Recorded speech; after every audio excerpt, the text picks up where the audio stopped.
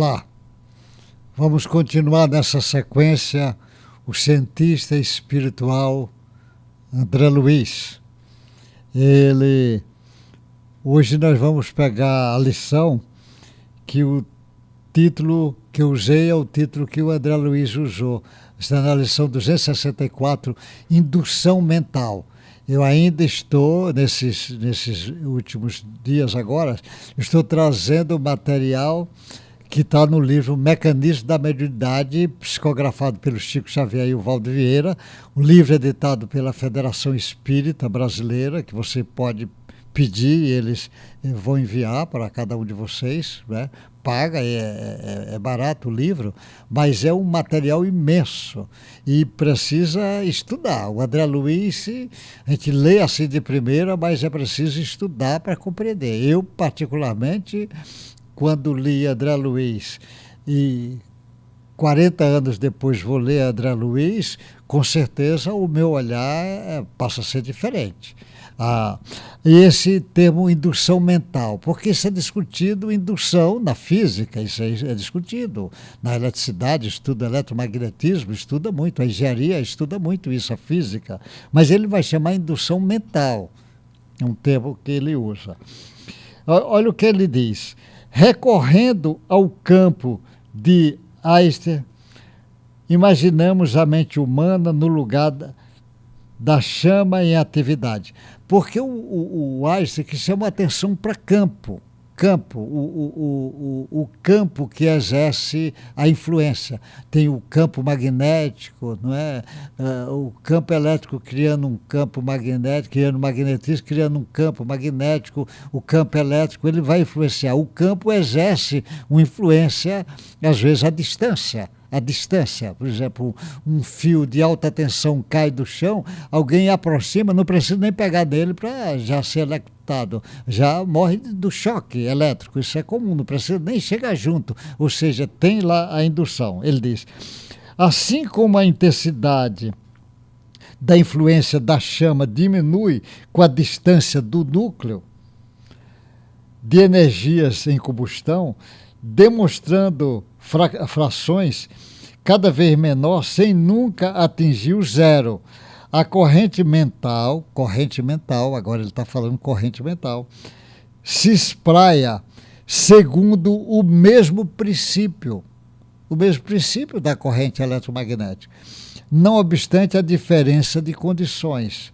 Essa corrente de partículas mentais, ou seja, as partículas mentais que foi falado nos capítulos anteriores, exterioriza-se de cada espírito emite uma série de partículas mentais, porque ele vai ter átomos mentais, ele vai emitir essas partículas mentais com qualidade de indução mental, e tem indução, vai atingir o outro ser, tanto maior quanto mais amplos se lhe evidenciam as faculdades de concentração e o teor de persistência no rumo dos objetivos que demanda. Ele diz, olha o que ele continua, tanto quanto no domínio da energia elétrica, a indução significa o processo através do qual um corpo que detenha propriedades eletromagnéticas pode transmiti-la a outro corpo sem contato visível. Ou seja, um corpo com condição eletromagnética, ele pode transportar para outro corpo sem estar em contato direto ali visível. No reino dos poderes mentais, ele está falando agora dos poderes mentais, a indução exprime processo idêntico. Portanto, a corrente mental é susceptível de reproduzir as suas próprias peculiaridades em outra corrente mental que lhe sintonize. E tanto na eletricidade quanto no mentalismo, o fenômeno obedece à conjugação de ondas, enquanto perdura a sustentação do fluxo energético. Ele está chamando a atenção que um espírito, por exemplo, ele pensa e aquela onda dele, se ele pode penetrar na onda do outro, se a frequência é na mesma direção. É o caso do fenômeno mediúnico, o caso da obsessão. Ele entra, ele penetra, e às vezes ele vai fazer isso obedecendo às mesmas leis. Ele diz: compreendemos assim perfeitamente que a matéria mental é instrumento sutil da vontade. Essa matéria mental obedece à vontade, é instrumento desse material sutil da vontade. Atuando nas formações de matéria física, ele vai atuar na formação de matéria física, gerando as motivações de prazer ou de desgosto. Ele está dizendo o seguinte, que essa matéria vai agir, é matéria mental, na matéria física, e vai produzir, gerando as motivações de prazer ou de desgosto. Por exemplo, um espírito, ele pode produzir prazer ou desgosto do outro. Pode. E você, às vezes, até percebe isso. Você chega junto de uma pessoa muito triste, você, às vezes, sofre a repercussão daquilo. Uma pessoa muito alegre, ele leva alegria para atingir o outro.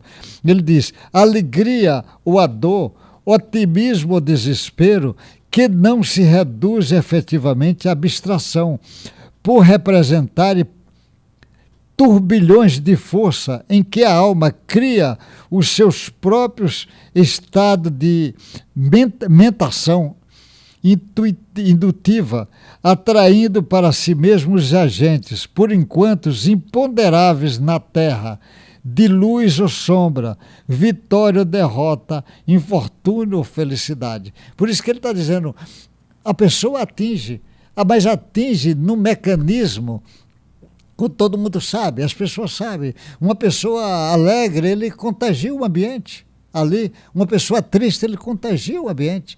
Você entra na casa de uma pessoa que suicidou enforcada, o ambiente é diferente de uma casa que está crianças brincando, alegre, de pessoas que normalmente são espiritualizadas, é diferente do ambiente de pessoas que vivem na maldade. A diferença é muito grande. E isso ele está chamando que é uma indução mental que obedece às leis como se fosse da física. Só que essa indução mental vai repercutir sobre a física, porque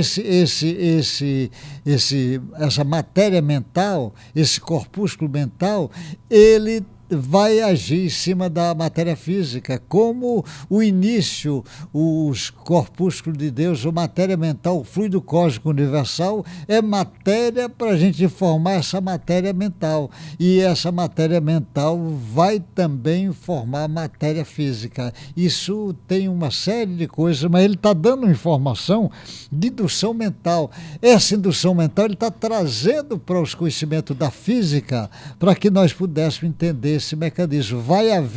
Vai usar esse mecanismo que ele diz do campo que o Alberto Einstein fala, e vai criar nesse campo, e ele vai produzir ondas e vai trabalhar em cima dessas ondas, e as ondas da mesma frequência, ele vai se atrair mais facilmente do que se fossem ondas de frequência diferente. Essa indução mental é uma informação fantástica que o André Luiz está trazendo, porque as pessoas sabem que existe, mas ele está trazendo isso para o conceito de ciência e adaptando em cima do que a física já tem para servir como base do estudo dessa ciência espiritual. Por isso que eu digo que o André Luiz é um cientista espiritual um pouco diferente e nós precisamos conhecer mais ele. Divulgue o André Luiz, divulgue essas obras, porque o André Luiz precisa ser conhecido até o dia que o mundo acadêmico começar a se debruçar sobre esse cientista diferente que é o André Luiz. Até o próximo encontro nosso.